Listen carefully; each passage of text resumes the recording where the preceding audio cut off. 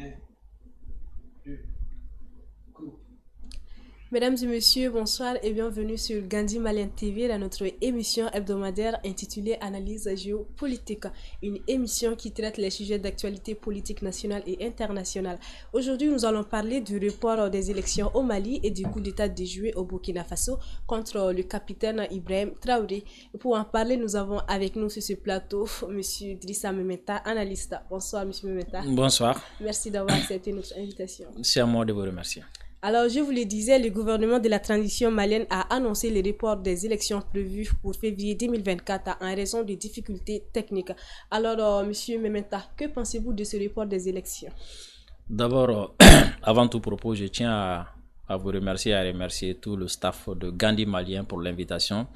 Et je tiens également à saluer, à féliciter et à encourager tous ceux qui travaillent de près ou de loin, que ce soit dans l'ombre ou dans la lumière, pour que le Mali puisse se tenir debout, pour que la victoire recherchée qui est la souveraineté, l'indépendance, la liberté totale, surtout même la libération de l'Afrique, pour que cela soit une acquise. Maintenant, en ce qui concerne le report des élections, je pense qu'il y a trois raisons majeures qui ont été évoquées par le communiqué du gouvernement, à savoir la prise en compte, c'est-à-dire les nouvelles dispositions de la nouvelle constitution dans la loi électorale. Ensuite, il y a la prise en compte également de la révision annuelle et surtout la prise en otage des données par une société étrangère.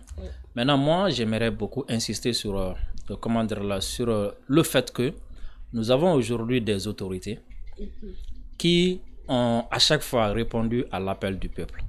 En ce qui nous concerne, vous savez, depuis longtemps, nous nous battons à ce que les autorités puissent tenir tête à tous ceux qui cherchent à détruire le Mali afin qu'on puisse avoir l'indépendance. Nous avons demandé le retrait des militaires français, les autorités, avec les autorités, nous l'avons, c'est un acquis aujourd'hui. Nous avons également demandé à ce que l'aménagement soit renvoyé, ça a été, un acquis. Ensuite, nous avons demandé beaucoup de choses. Le peuple a demandé beaucoup de choses et que les autorités ont répondu présent. C'est comme si, à travers ces réponses et à travers ces actes, les autorités ont montré qu'ils tiennent à ce pays. Ils ont montré qu'ils tiennent à l'intérêt de ce pays. Ils ont montré qu'ils tiennent à ce que ce pays puisse être debout. Donc moi, j'aimerais attirer l'attention des gens d'abord sur ce fait-là. Donc, si nous sommes d'accord que ces autorités travaillent pour l'intérêt du Mali et qu'ils nous ont prouvé A plus B qui sont là pour le Mali, pour l'intérêt du Mali, je pense qu'à travers ça déjà, le reste peut être compréhensible. Si le report des élections était motivé par autre chose, on pouvait faire d'autres débats. Je sais qu'il y a beaucoup de préoccupations qui sont là parce que moi j'ai lu un peu beaucoup de communiqués. Ce que les gens demandent, c'est le dialogue. Les gens demandent à ce qu'il y ait du dialogue, à ce que les gens soient pour parler. Donc ça veut dire ce que ça veut dire. Maintenant, moi j'insiste beaucoup sur ce côté-là, sur ce côté confiance-là. Moi personnellement, et nous avons confiance aux autorités. Et nous sommes sûrs également qu'ils feront tout. Ils feront tout pour qu'on ait des élections crédibles et transparentes et surtout une élection apaisée. Donc pour ces raisons-là, je pense que les raisons qui ont été citées, surtout la prise en compte des dispositions, la prise en otage des données par une société étrangère, là aussi, je pense que peut-être cela nous donne des raisons quelque part également quand nous avions dit que il y a des gens qui travaillent dans l'ombre pour nous bloquer. Il y a beaucoup de personnes, il y a beaucoup de chanceliers qui travaillent dans l'ombre pour nous bloquer. C'est comme si, parce qu'à un moment donné, le Mali était à un stade où beaucoup nous disaient beaucoup de choses, beaucoup nous faisaient beaucoup de choses. Mais subitement, beaucoup se sont tus, ils ne parlent plus. Et nous avons attiré l'attention sur ça pour dire que il y a des gens qui ne parlent plus. Il y a des chanceliers qui ne parlent plus. Donc, ça veut dire qu'ils sont en train de tramer quelque chose en dessous. Et voilà le résultat aujourd'hui. C'était pour nous bloquer et amener le pays dans un blocus. Et une fois le pays dans un blocus là, et il allait sortir leurs charognards et autres comme ça pour venir nous brandir beaucoup de menaces et autres là. Et nous souhaitons que peut-être dans les jours à venir, nous n'allons pas connaître ça. Voilà. Donc maintenant, pour ce qui concerne le report des élections, voilà ce que je peux dire et appeler les Maliens à faire confiance aux autorités. D'accord, vous parliez justement des raisons. Est-ce que selon vous, les raisons citées sont convaincantes? Vous savez, ce qui m'a d'abord convaincu ici, c'est la confiance que j'ai aux autorités. Oui. Parce que tu sois convaincu ou pas, cela dépend d'abord de la personne qui te parle. Si la personne qui te parle, d'habitude, il ne te ment pas. D'habitude, tout ce que tu demandes, il te donne ça. Oui. D'habitude, tout ce qui va dans tes intérêts, il fait ça. Donc, si cette personne te parle là, tu peux faire confiance à cette personne. Oui. Tu peux accorder du crédit à ce que cette personne-là dit. Et surtout, quand tu sais que dans l'ombre, il y a beaucoup qui travaillent pour nous bloquer. Oui. Voilà. Donc, aujourd'hui, le blocage qui est là, c'est un fait. Les gens peuvent dire beaucoup d'autres choses. Pourquoi vous n'avez pas fait ça avant? Mais quand même, le blocage, il est là. Il est réel. Donc maintenant, si le blocage est réel, comment débloquer? Ça, cela va demander forcément un report. Oui. Voilà. Au risque de ne pas faire des élections et après... Parce que nous sommes également attendus sur ce côté-là aussi. Il y a des gens qui ont des plans et ces plans-là sont basés sur des élections bâclées. Une fois que nous allons faire des élections qui ne vont pas répondre aux normes, ces gens-là, il y aura des contestations. Et à travers ces contestations, il y aura d'autres plans qui vont rentrer encore en jeu. Donc, nous pensons qu'il faut, si c'est pour avoir des élections apaisées et crédibles, nous pensons que le peuple doit adhérer à ça et le peuple doit suivre ça. D'accord. Alors, est-ce que ce report était prévisible? Parce qu'il faut le rappeler, nous étions à 5 mois des élections. Oui, c'est-à-dire... L'État travaille, nous travaillons, Oui. ceux qui sont contre nous également travaillent. Oui, Est-ce que vous voyez? Oui. Nous travaillons à ce que nous pouvons aller de l'avant, sortir de la transition. Il y a également d'autres qui travaillent à ce que nous, premièrement, que nous ne sortons pas de la transition. Je ne parle pas des Maliens, je parle des pays, par exemple, que ce soit la France ou autre. Eux, ils travaillent, parce que pour eux, si nous sortons de cette transition-là grandie, si nous sortons par la grande porte de cette transition-là, cela va faire tomber beaucoup de, leurs plans et autres là. Donc, il faut tout faire pour nous bloquer dans cette transition. Est-ce que vous comprenez? Donc, s'ils arrivent à nous bloquer dans la transition, que ce soit en bloquant les élections ou bien en bloquant d'autres choses là, et après, ils pourront venir dire ou faire beaucoup d'autres choses. Donc, eux également, ils sont dans ce plan-là. Donc, le gouvernement aussi est dans son plan, est en train de travailler de telle sorte que nous ne soyons pas bloqués dans la transition et que le pays ne soit pas bloqué. Oui. Donc, comme si je vous le dis, souvent c'est comme ça. Toi, tu travailles, moi, je travaille. Tu travailles contre moi, moi, je travaille pour avoir. Donc, il y a des moments où, voilà, il y a des moments où ça peut ne pas marcher, mais il y a des moments aussi où ça peut marcher. Donc, quand le gouvernement a su que c'est vraiment ces gens-là, leur intention, c'est de nous bloquer dans la transition. Je pense que c'est en ce moment que le gouvernement a décidé de reprendre tout, d'avoir notre propre fichier électoral, parce que c'est quand même dangereux qu'un pays puisse laisser ses données aussi sensibles aux mains de notre pays. C'est très dangereux. Voilà, le résultat est là aujourd'hui. Donc, je pense que c'est à partir de là que le gouvernement a décidé de s'assumer, de prendre en compte les données, ses propres données, avoir ses propres données, avoir la même mise sur ses propres données et faire des élections avec ça. Vous voyez, il y a un autre danger qui est là. Si jamais ceux qui ont décidé de nous bloquer en prenant en otage les données, donc ça veut dire qu'ils ont la possibilité de faire autre chose et ils ont l'intention de faire autre chose. Et si jamais le gouvernement s'était entêté à aller aux élections avec ces données-là, même en payant, ils peuvent faire autre chose. Parce qu'ils peuvent manipuler ces données-là.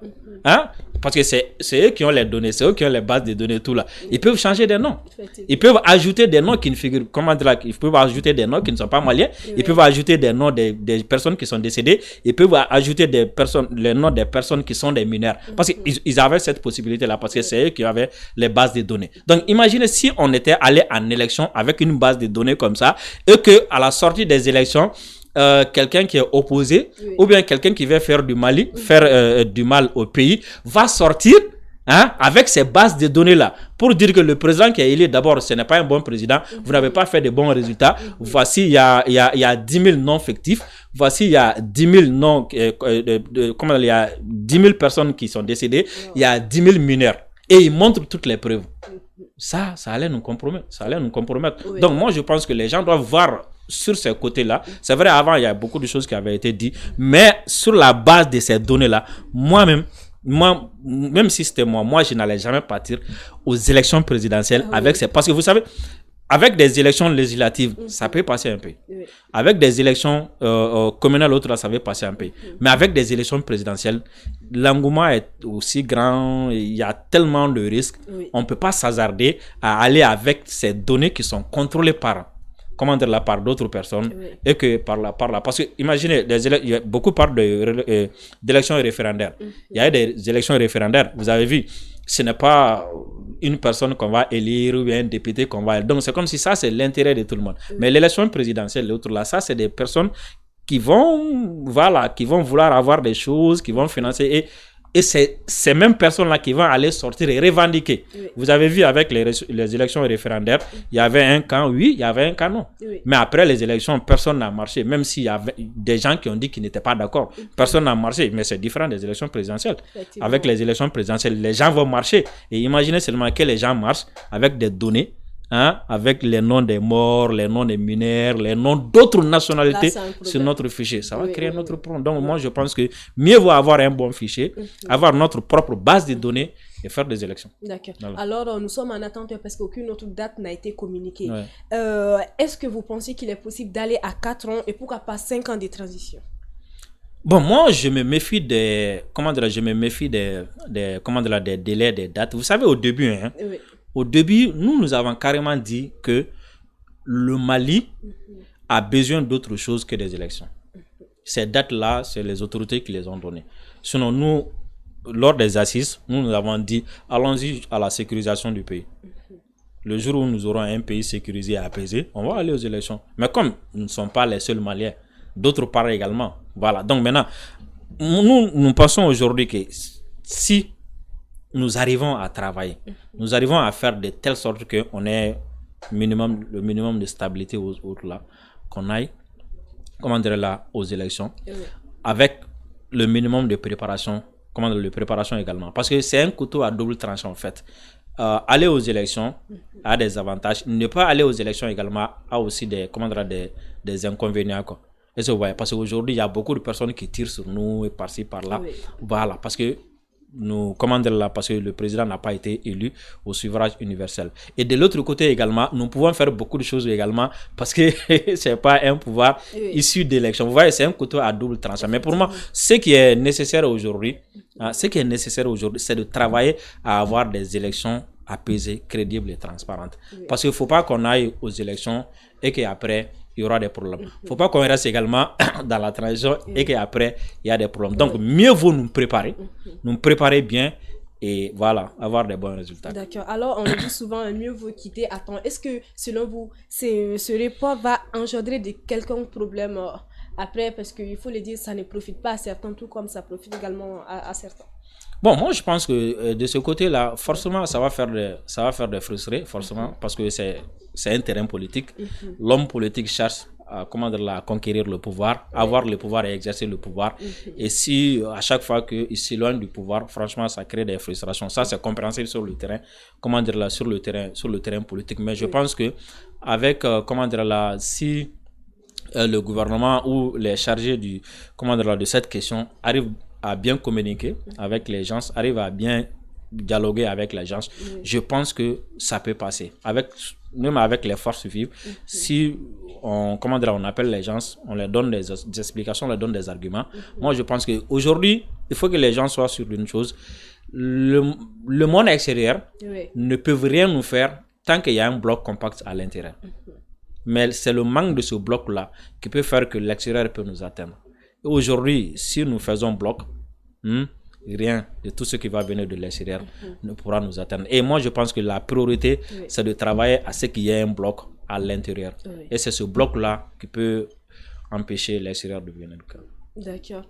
Alors, à l'extérieur du pays, le mardi 26 septembre dernier, une tentative de coup d'État au Burkina Faso contre le capitaine Ibrahim Traoré a été déjouée par les services de sécurité nationaux. Alors, Monsieur Mementa, que pensez-vous de cette tentative de coup d'État au Burkina Faso?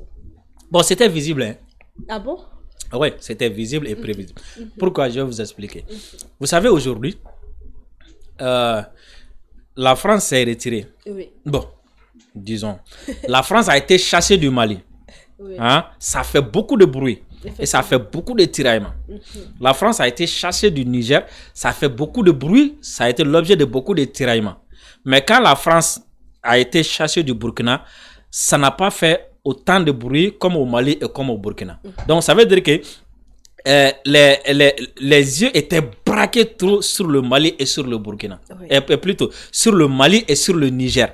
Donc tout ce que la France va tenter, vous avez vu avec les différents communiqués de la transition nigérienne.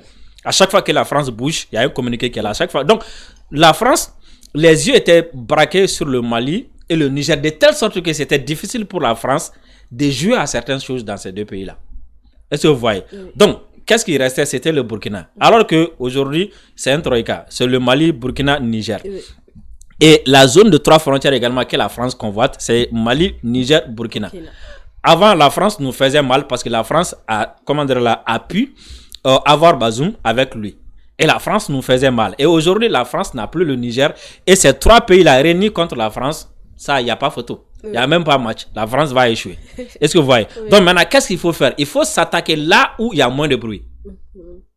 Est-ce que vous voyez? Parce que là-bas, comme il y a moins de bruit, donc peut-être ils vont penser qu'il y a moins de bruit là-bas. Les gens vont baisser de garde, les gens ne vont pas trop voir. Donc, on va attaquer là-bas. Si on attaque là-bas, si on arrive à avoir là-bas, et du Burkina, on peut, mettre en mal la charte là, des 3 pays là. Ensuite, du Burkina, on peut déstabiliser facilement le Niger et le Mali. Parce qu'actuellement, ce n'est pas possible avec le Mali, ce n'est pas possible avec le Niger. Donc, ce qui fait que le Burkina était pour la France, c'était leur cible préférée. Est-ce que vous voyez? Sinon, c'est pas... on ne peut pas dire que c'est une coïncidence ou bien c'est un hasard. Imaginez, Macron annonce qu'il a été chassé du Burkina et que finalement, il va rapatrier son ambassadeur. Et après, c'est un militaire. Un jour plus tard, c'est un spécialiste du renseignement français. D'abord, quelqu'un qui a l'habitude de conseiller Macron et des militaires, qui sort à la télé pour dire que maintenant que nous ne sommes pas présents, nous pouvons déstabiliser en douce. Et 24 heures ou 48 heures plus tard, il y a tentative de coup d'État au Burkina. Donc, ça veut dire que la déstabilisation en douce, c'est ce qui a été privilégié. Et pour déstabiliser en douce aujourd'hui, là où ils peuvent bouger sans qu'ils ne soient pas trop devant les projecteurs, c'était le Burkina. Donc, pour moi, ça ne m'a pas surpris. Ça ne m'a pas surpris. Et la réaction également de la population ne m'a pas surpris. Parce que déjà, moi, je savais. Moi, j'ai été au Burkina 2 ou 3 fois comme ça. Moi, j'ai vu les gars. Moi, je connais le niveau de leur détermination. Je sais que quand les gars quand ils sont engagés pour quelque chose, ils sont dedans et ils ne connaissent pas ça. Quand ils sont engagés, ils sont dedans. Et depuis que j'ai entendu l'appel pour demander aux gens de sortir pour aller à la place de la nation, je me suis dit que ok, c'est fini. Il n'y aura plus de coup d'État au Burkina parce que je sais que le Burkina, comme le Burkina, le Mali, c'est un peuple. Quand il croit à quelque chose, il se bat pour ça. Et vous avez vu que depuis que le peuple est sorti, voilà. Le coup d'État la tentative a échoué. Et c'est un exemple également. Et c'est un exemple. Et je pense que le président Ibe va tirer toutes les leçons. Parce que vous savez, le peuple ne cherche que ça. Le peuple ne demande que ça. Mettez le peuple en confiance et vous aurez tout. Vous pouvez tout faire et personne ne peut vous atteindre. Mais une fois que la confiance du peuple est mise à mal, ça vous met en danger. Vous avez vu, avec Erdogan, tentative de coup d'État, c'est les civils main nus qui vont sortir pour aller prendre les militaires dans les chars, les faire sortir et empêcher le coup d'État. Le Burkina également, la même chose. Donc ça veut dire que mettez en confiance seulement le peuple et faites ce que le peuple, ou bien disons, faites ce qui est bien pour le peuple. Expliquez ça. Et vous serez intouchable. D'accord. Alors, selon vous, pourquoi prendre les risques de faire un coup d'État alors que le pouvoir des gens en place est déjà soutenu par la population? Parce que là, vous parlez d'un complot déjà. Oui. Non, le truc c'est quoi? C'est comme le chasseur. Il va à la chasse. Même s'il sait que le lion est fort, lui, s'il ne chasse pas, il va mourir. Effectivement. Voilà, aujourd'hui, l'impérialisme qui est là. Prenez tout simplement l'Afrique et prenez l'Europe. Il y a quoi? La France qui se dit première, deuxième, troisième puissance de l'Europe. La France a quoi?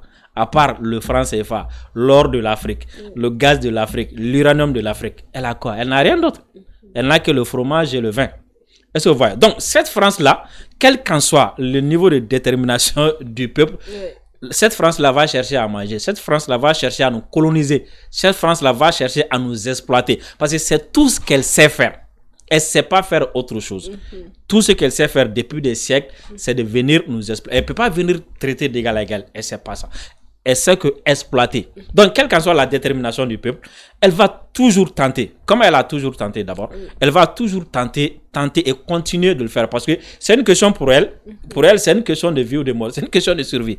Donc, c'est à nous maintenant d'être sur les gardes permanemment. De ne pas se dire seulement, ok, d'accord, nous avons chassé les militaires, ok, c'est fini. Ou bien l'ambassadeur est parti, ou bien c'est fini. Ou bien ils nous ont fait ça, on leur a fait ça. Non, c'est pas comme ça. C'est une lutte qui est, comment dire, c'est une lutte qui est inscrite comme ça dans le temps. C'est dans le temps. Ils vont venir parce qu'ils n'ont pas d'autre chose. Imaginez seulement l'uranium du Niger prend, si je ne me trompe pas, 24, en tout cas plus de 20%.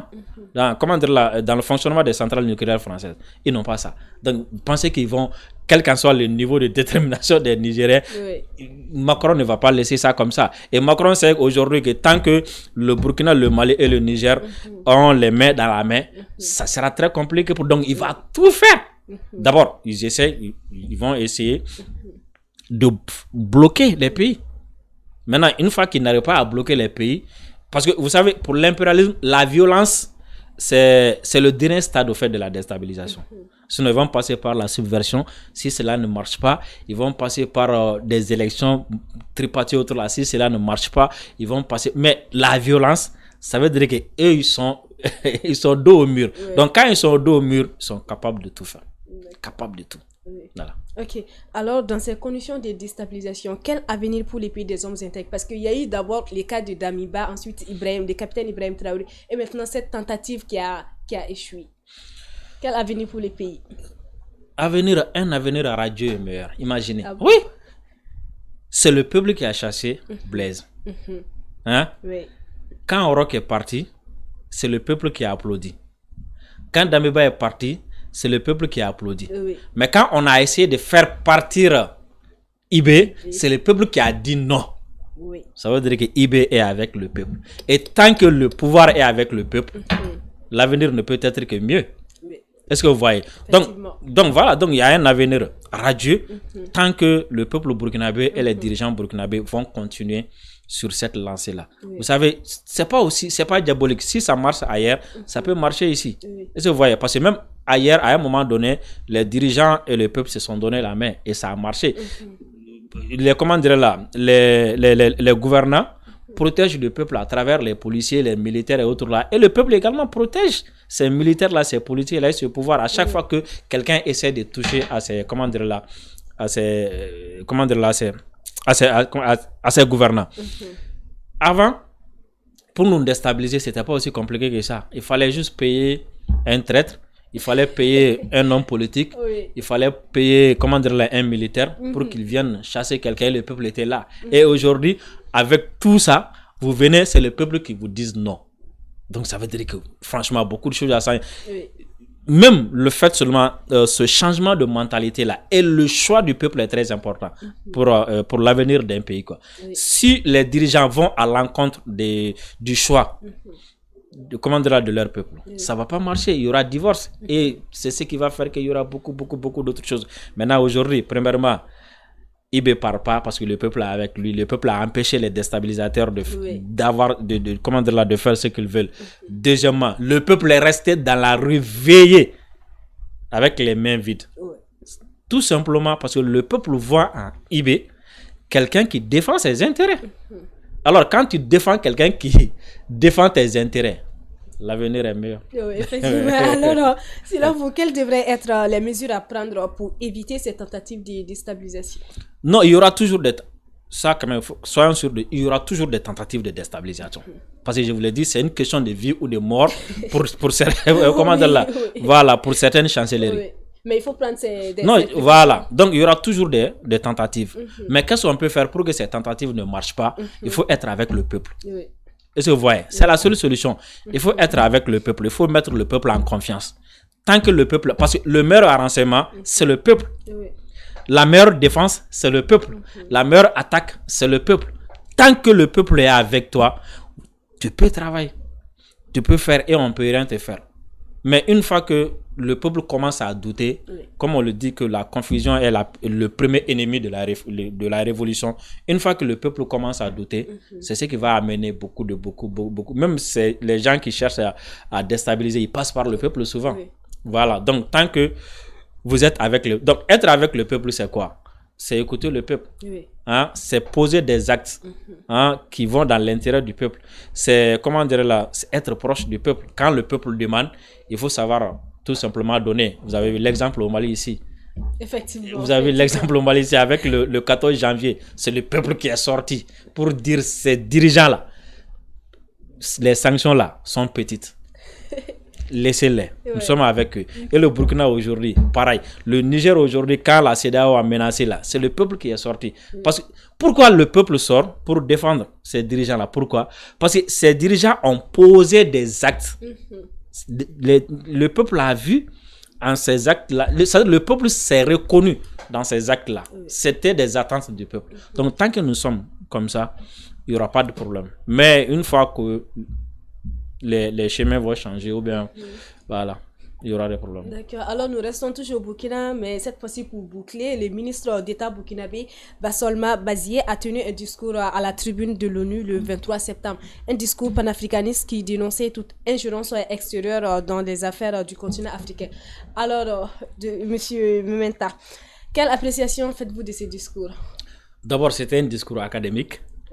Historique, académique, la façon de faire le discours, historique, parce que ce discours-là on peut même enseigner ça à l'école. Ah bon? Ouais, parce qu'il a dit des choses, nous on disait ça depuis 2019, que les gens ne croyaient pas, les gens pensaient que non, ils étaient là en train de parler de l'OCRS, ils parlent de 10 janvier, tout, alors que c'est des faits réels qui sont là. Vous savez que même aujourd'hui, cette loi-là, du 10 janvier 1957, là, ça existe en France, ça n'a pas été abrogé. Est-ce que vous comprenez? Donc, le fait qu'il a fait ressortir cette loi-là, ça peut même être enseigné à l'école. Parce que beaucoup ne savent pas pourquoi les Maliens, les Nigériens, les Burkinabés disent on ne veut plus la France à la France. Beaucoup ne savent pas pourquoi. Est-ce que vous comprenez? Alors que la France a même des lois à travers lesquelles elle va venir nous exploiter. Vous voyez, non? Donc, c'est un discours, plus d'être académique, c'est un discours historique. Et c'est la partie que j'ai aimée le plus dans les discours, c'est quand ils disent que les enfants vont à l'école pour apprendre. Donc, il va donner des leçons, comment dirais là, à quelqu'un que je ne vais même pas dire le nom ici. Vous savez pourquoi j'ai ri? Les enfants vont à l'école pour apprendre. Donc, l'enfant qui n'a pas appris à l'école, peut-être cet enfant-là était occupé à faire d'autres choses que les études. Et l'enfant qui s'est marié plus tard avec sa maîtresse, peut-être c'est ce qui fait que l'enfant n'était pas concentré en classe. Est-ce que vous voyez? Voilà, donc vous savez, c'est ça quoi. Nous, on peut te faire mal. Nous, on peut t'injurier. Nous, on peut même t'insulter, mais dans le respect. Effectivement. Est-ce que vous voyez? C'est-à-dire, il a mis la personne que je parle à sa place, il lui a rappelé sans être, comment dire là, sans être arrogant comme ce personnage-là. Vraiment, c'est un discours à saluer. Donc, je pense que l'assemblée de cette année a été une assemblée où vraiment la parole était libre. Est-ce que vous voyez? Je ne sais pas si c'est à cause de ce qui a été fait avant, mais quand même, cette année, la parole était libre. Les gens venaient, ils parlaient. Même des chefs d'État qui étaient, qui avaient un peu froid, sont venus, ils ont quand même pu dire des choses. Donc, ça veut dire que la lutte que nous menons a servi à quelque chose, quoi. J'ai même vu des présidents d'autres pays qui sont venus défendre la cocaïne. Voilà, franchement, c'était un discours. Parce que vous savez quoi, à un moment donné, il faut tenir le discours, le langage de la vérité. Ça ne sert à rien d'être diplomate avec quelqu'un qui veut rien comprendre. Parce que ces tribunes-là, ce n'est pas pour les chefs d'État également. C'est pour d'autres personnes. Est-ce que vous voyez? Parce que les présidents, les Occidentaux ils disent nous sommes en Afrique pour ça, nous sommes en Afrique pour ça, nous sommes en Afrique pour ça. Les Africains aussi arrivent aux Nations Unies, arrivent à l'Assemblée Générale, ils vont parler de Nelson Mandela ou ils vont jamais parler de leurs problèmes. Donc le monde va dire ok, ces gens-là n'ont pas de problème. Maintenant, s'ils viennent, ils parlent de leurs problèmes de façon sincère, de façon ouverte, de façon directe. Le monde saura vraiment qu'il y a quelque chose. D'accord, voilà. Alors c'est bientôt la fin de l'émission, votre dernier mot. Le dernier mot, je vous remercie beaucoup. Je remercie encore une fois de plus tous ceux qui sont en train de bouger pour le Mali, tous ceux qui sont en train de se battre et prendre des coups pour le Mali. Je les remercie beaucoup. Je fais un clin d'œil à mes 2 camarades qui sont en prison en ce moment. Il s'agit de le commandant en chef du mouvement Eraolo debout sur la rempart, Adama Ben Jarabel le cerveau et Sidiki Kouyaté. Et nous espérons qu'il y aura de l'attente dans les jours à venir, que voilà, les esprits seront apaisés pour que les choses puissent marcher. Merci beaucoup, je remercie. Merci, M. Idrissa Mementa. Voilà, c'est ce qui me fait à cette édition du 29 septembre 2023. Mesdames et messieurs, merci à vous de l'avoir suivi et bonne suite du programme sur Gandi Malin TV. On se donne rendez-vous la semaine prochaine. D'ici là, portez-vous bien. Au revoir.